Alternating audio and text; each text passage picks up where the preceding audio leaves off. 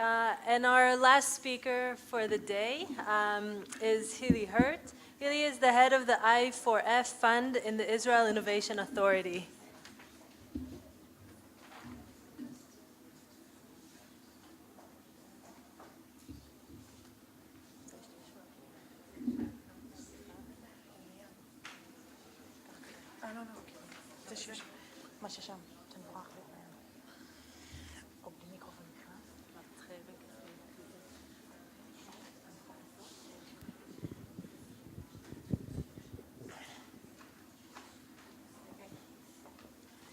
Just see that it works? Yes. Okay. So, hi. No? Okay, great. Hi, thank you. As Maya said, my name's Hily. I work for the Israel Innovation Authority. Have you heard of it, maybe? Maybe you know it in the past as Matibop, the Chief Scientist Office. So we had a little facelift. So the Office of the Chief Scientist, and what used to be in today's the Innovation Authority, is the execution arm for the government of Israel with everything that has to do with leveraging, harnessing, strengthening Israel's innovation, not only in-house, but globally. So we work in different divisions. I belong to the international one, in order to work with the entire ecosystem, startups, companies, we're talking about all stages, including large-scale companies, and to see how we connect those to all the markets that the Innovation Authority works with. Okay, so I'm going to take it from a different direction. The three speakers before me were all speaking about what happens in the field, working with the smallholder farmers, the innovation, the tech, the product, the services that they brought to the field. What happens from the angle of the farmer? Is it difficult for them? Will they adopt it? Do they see it dripping? Do they need to pick up the drip irrigation? But all these innovations, where do they actually come from? Leave the smallholder farmer aside just for a second. All these things that were brought to him, or her, where do they come from? What's us? What's us? Okay, people with amazing ideas.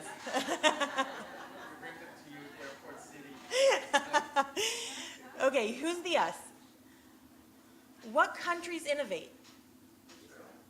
Okay, other than Israel. Does any country in the world innovate except Israel? Everybody innovates. Okay.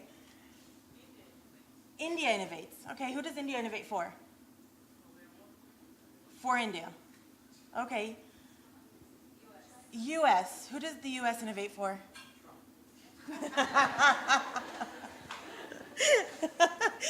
Okay. Sorry? Okay, so US for the big clients, India maybe for India itself. Okay. Who's funding all this innovation? Public, us. I heard the US here. Bill Gates. Okay. Okay. Other way. Okay. So let's talk just for a sec, and this is all about agriculture and food tech. Okay?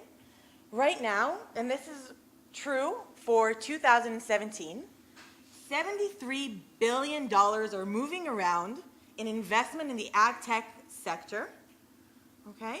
Just from VCs.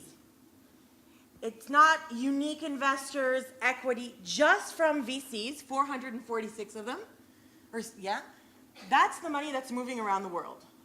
Now look at the reasons where the money is coming from. These are the investing regions, which means that who's investing the money in ag tech? What's the profile of the countries? They're high-income countries, okay? Now, I want to divide this on purpose, okay? This is innovation. I don't know, I see a lot of faces, maybe from India, from the crowd. Where does India lose most of its produce? From where to where?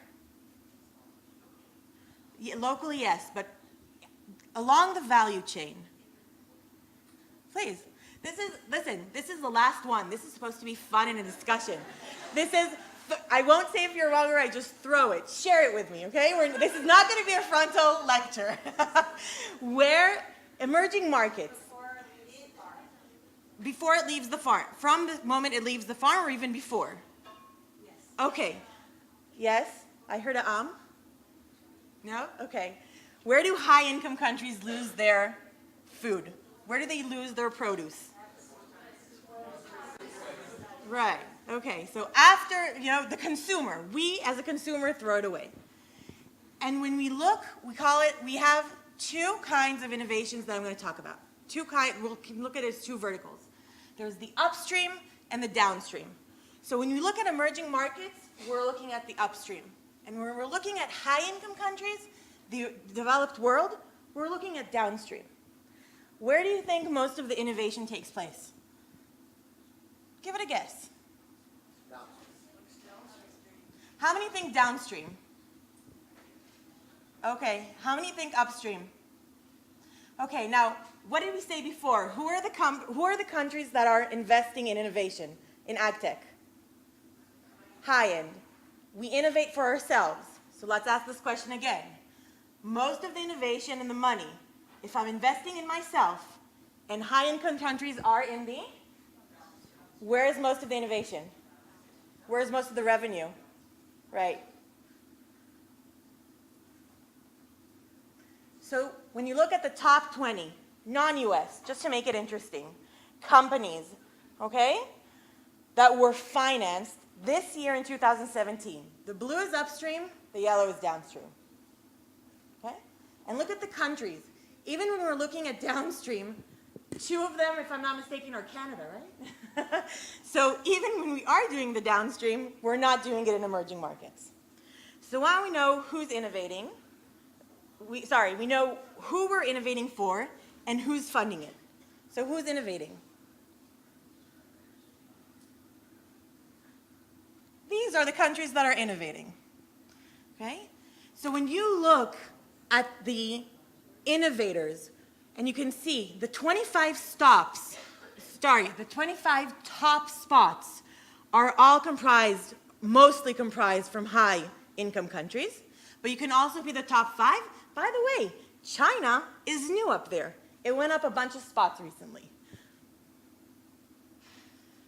So the bottom line, which I'm trying to kind of put forth here, is that we're asking innovators from high-income countries that maybe have never even been to the emerging markets, India or Africa, who may have not even met a farmer with a smallholder farm, to innovate for his or her needs with money that comes from the high-end country that they live in. That makes a total sense, doesn't it? Okay. So, wait. Yeah, okay. So let's do another exercise. Yeah, yes. Let's hear the excitement. Okay. So let's say you're an entrepreneur, okay? Can you hear me? Yes. You need it for the webcam. Okay, just a sec. Can I put this up for a sec? Or can you sit right here? Okay. Let's say you're an entrepreneur. Sorry, I can't hear. It's fine. It's fine. Okay. What do you need in order to bring a technology to an emerging market? What do you need? We heard here about technology. We heard about sweet potatoes. What do you need? Information. Good. I like that. You started early.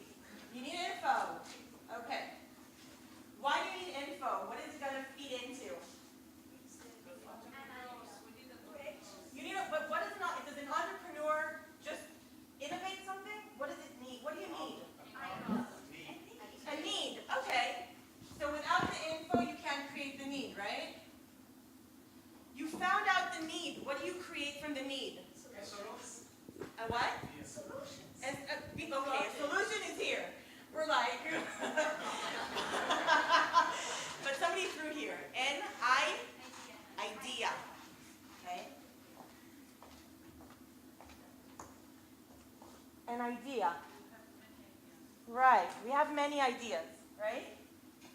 Okay, so let's say,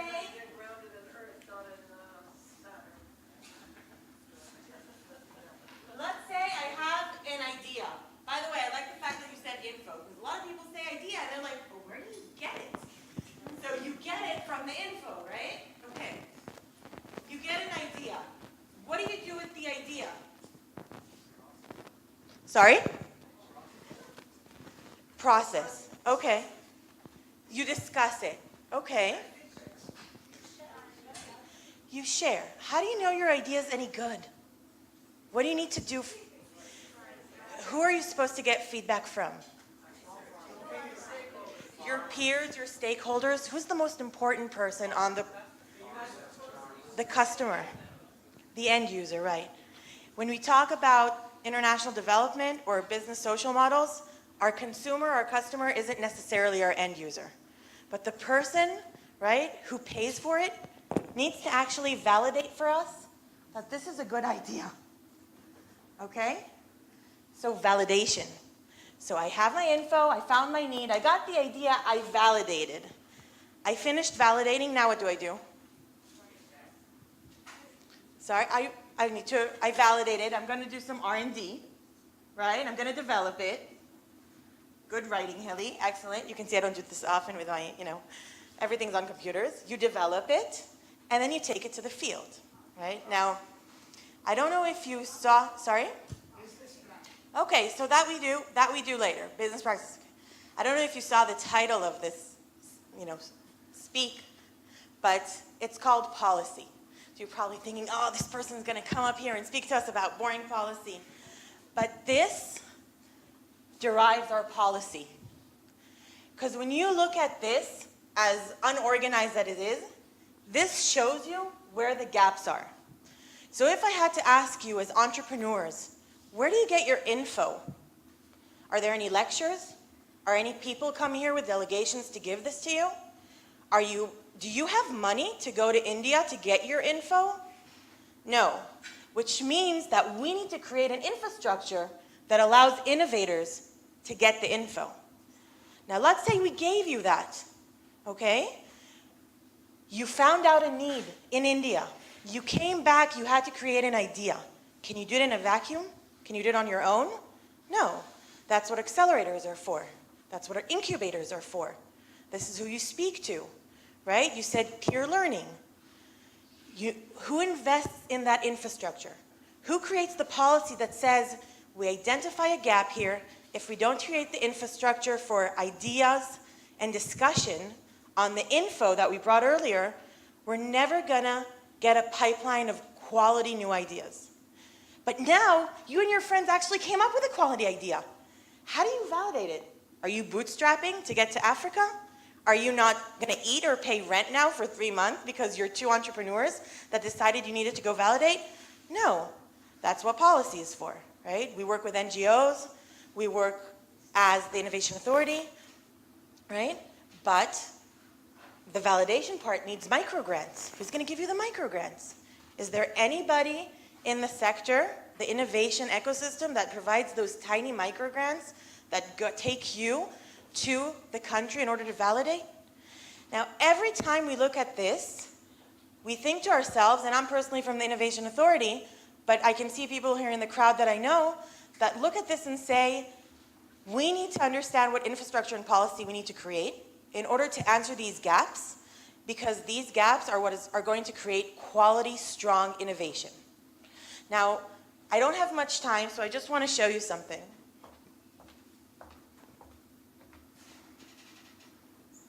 Okay.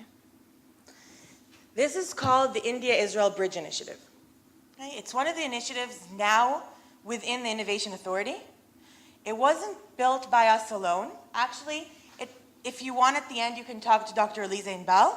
She was one of the people with the Prime Minister's office that helped think and vision this initiative, that then the Innovation Authority took. We sort of kind of redesigned so it actually fit into the structure that we work with, and now we implement.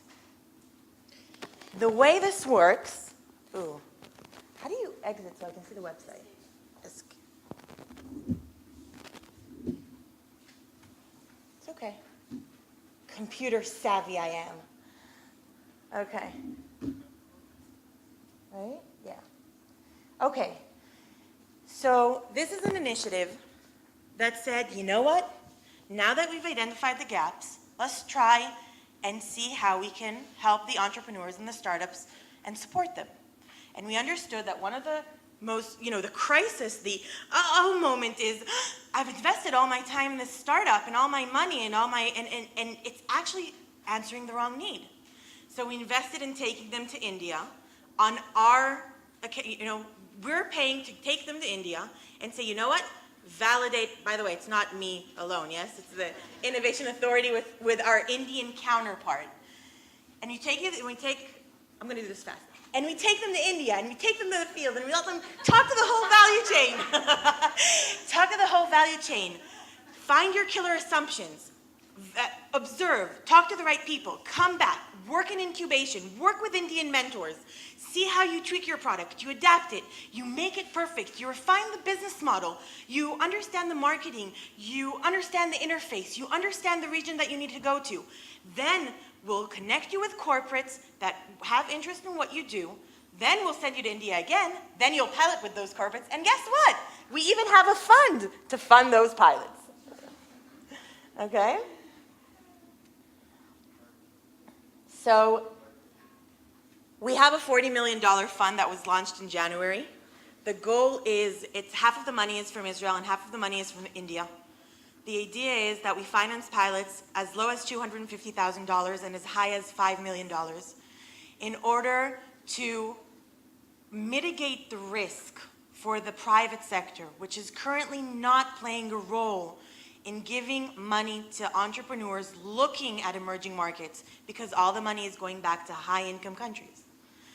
So filling in that gap, this is the last chain in order to help companies create tech collaborations with an emerging market like India, which is not only emerging, but the go-to market. So this was, 10 minutes on policy, 15? If you have any questions, we're happy to tell you about all the other policy that we're doing and help any companies that are in this space and would like us to work with them. Thank you.